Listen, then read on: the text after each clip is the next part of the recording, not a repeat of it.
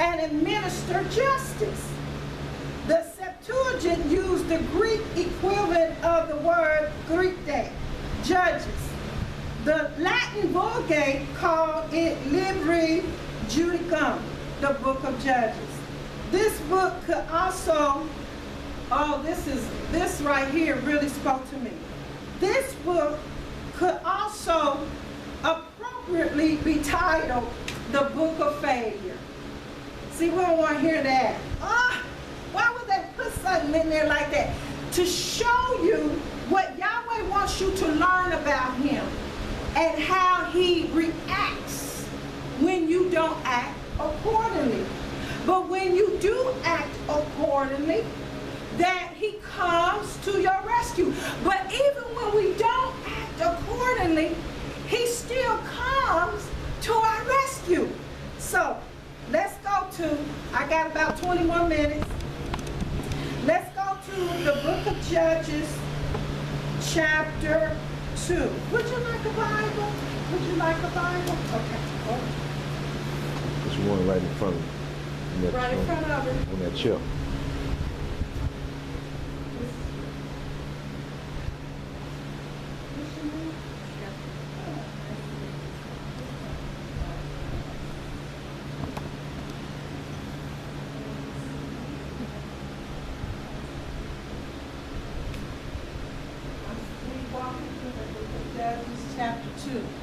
All right, so the book of Judges, chapter 2.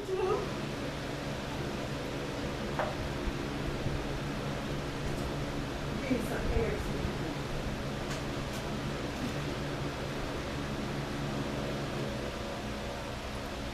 Where you live here in Florida, I know you might be used to Florida and the hot sun.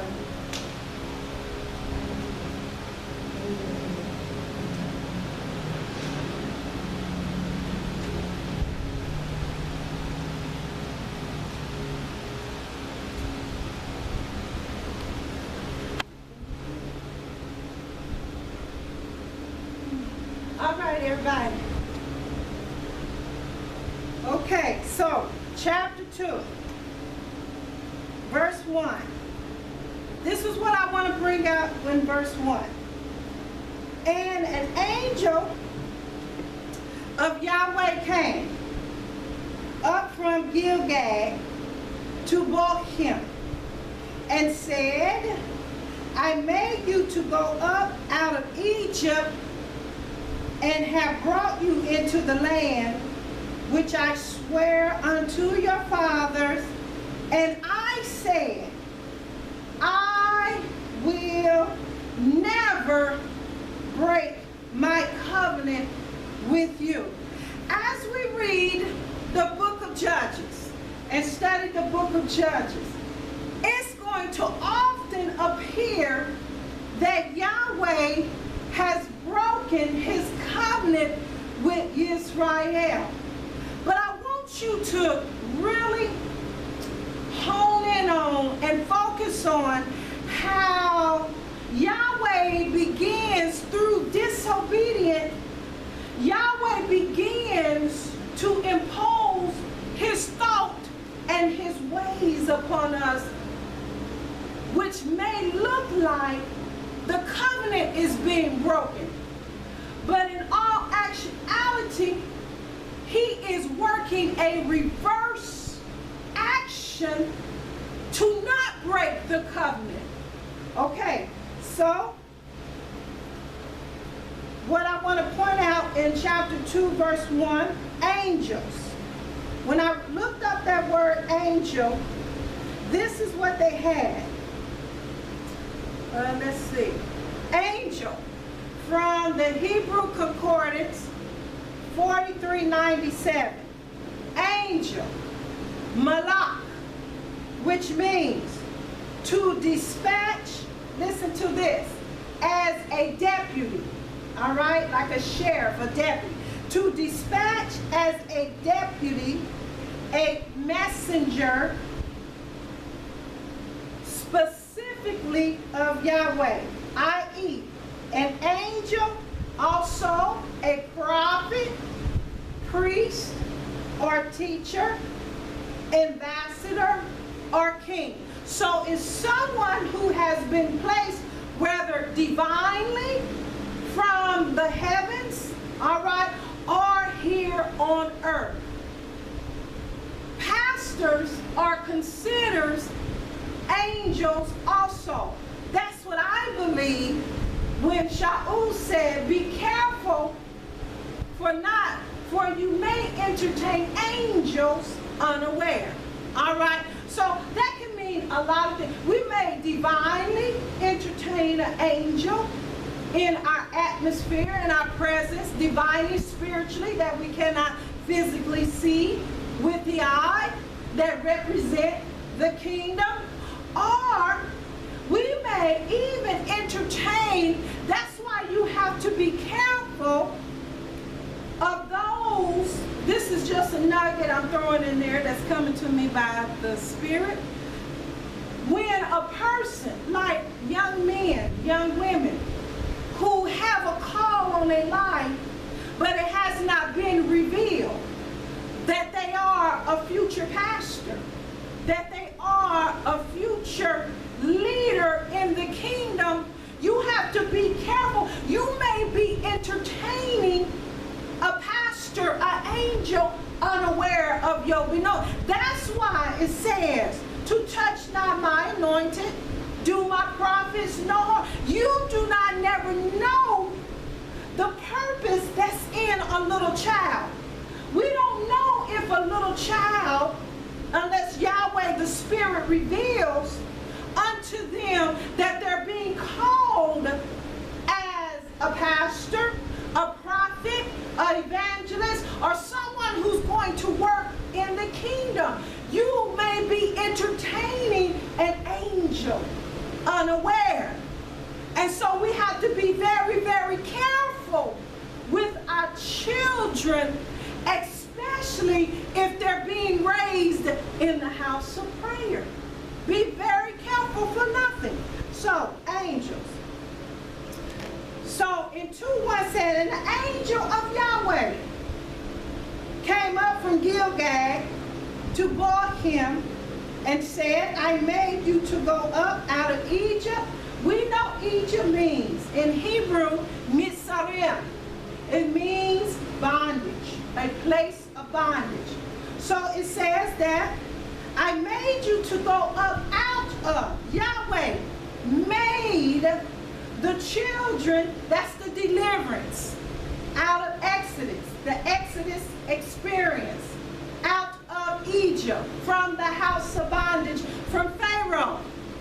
Yahweh made that happen. See, he never wants them to forget the hand that he has placed on you in delivering you from where you are. So we get so far away from the memorial, from the remembrance of when Yahweh came into our life.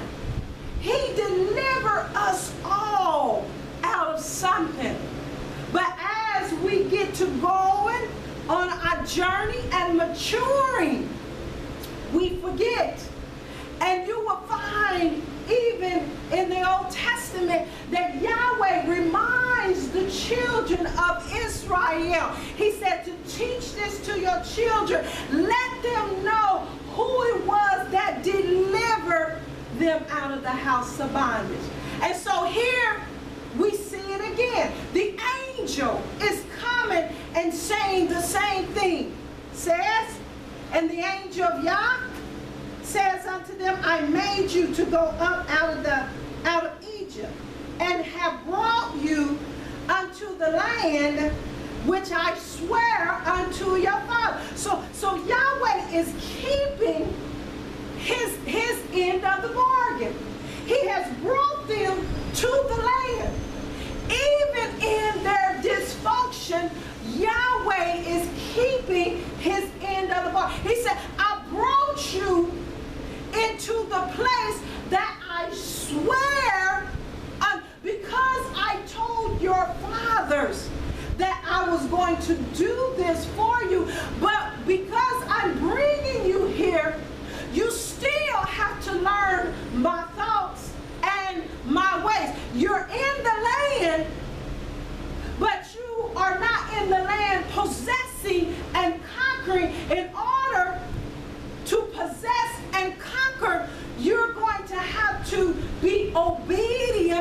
to my voice.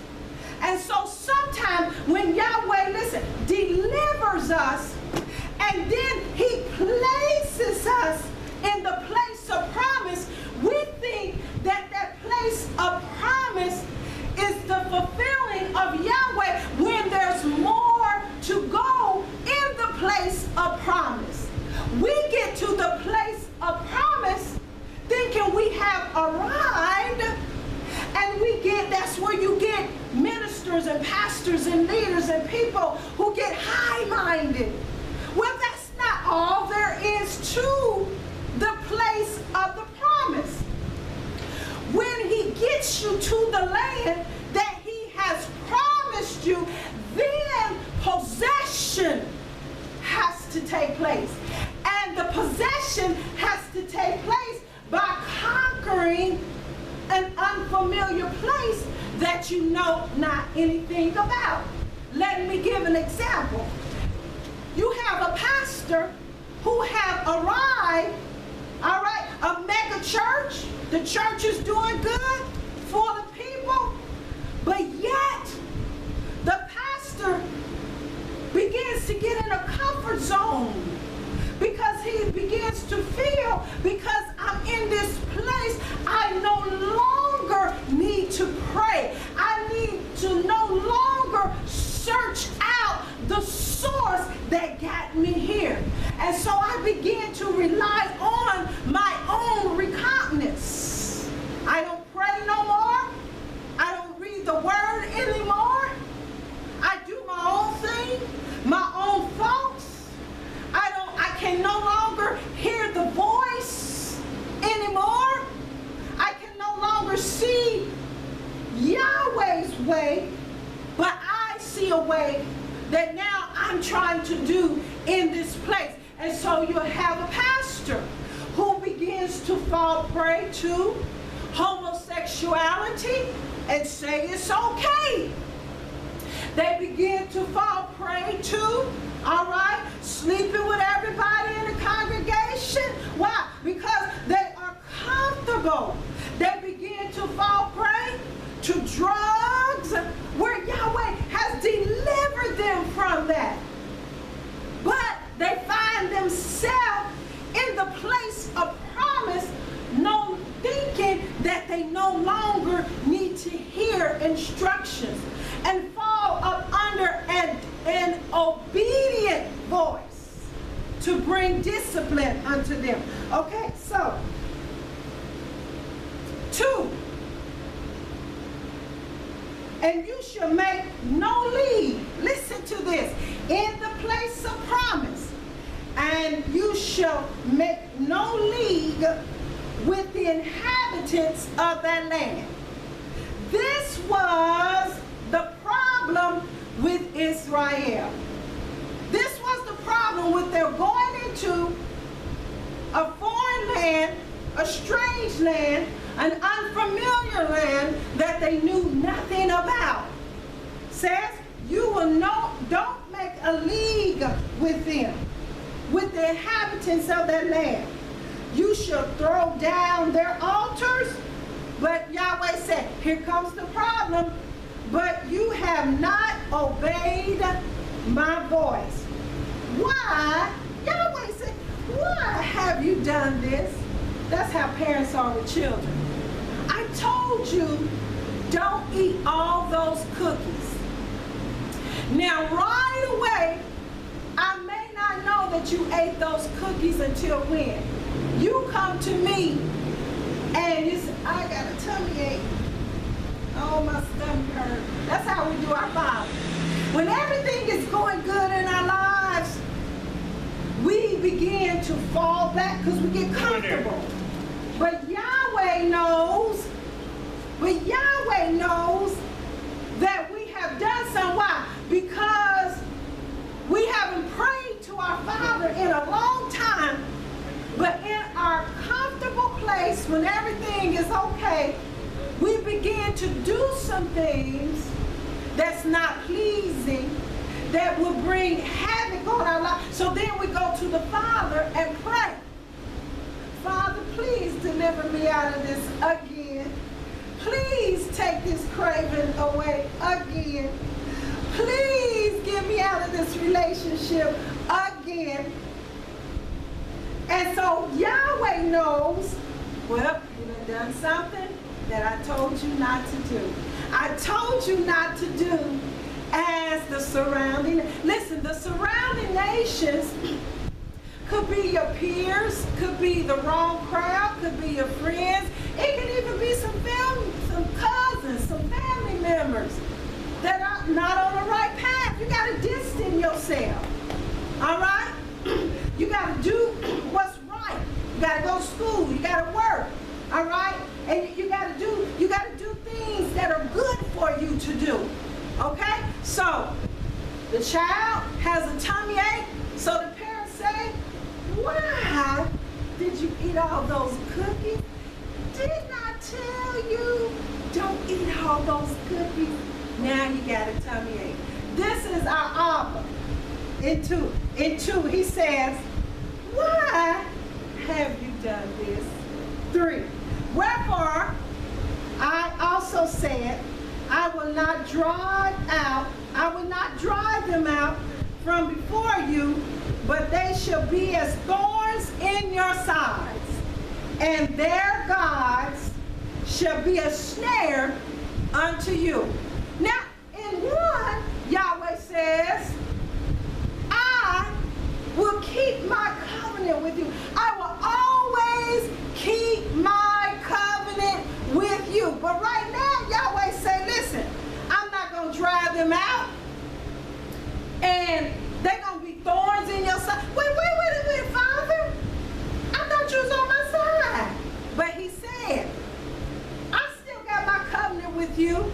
But for right now, as long as you do not do as I tell you to do, I'm going to use them as chastisement, as a belt, as a snare. He said they're going to be a thorn in your side. Man, a thorn, that's what Paul said. A thorn in my flesh. I prayed unto Yahweh, please take this away. Yeshua prayed, please take this cup away. But did Yahweh do it? No. He kept the thorn there. He kept the cup there. Why? Because the thorn and the cup Yahweh uses to chastise you back unto himself. Okay, so 4. And it came to pass when the angel of Yahweh spake these words, and unto all the children of Israel, that the people, listen to this, that the people lifted up their voice and wept. That's a good place. See, when Yahweh don't never get in a place in your life where your heart, which is your mind, becomes so hard that when the angel, the Spirit of Yahweh comes upon you and some things happening, don't never get in a place in your life where your mind becomes so hard that when the Spirit begins to come upon you, that you find yourself that you cannot weep. A place of weeping is a good place when the Spirit comes upon you and begins to minister. That's the only thing that can get you back on the right path. So says in 5, and they called the name of that place Bochim, and they sacrificed there unto Yah. Why was sacrifice was a way of worship? So listen, you got to remember that they went into the other nations and they began to serve the other nations' gods and deities.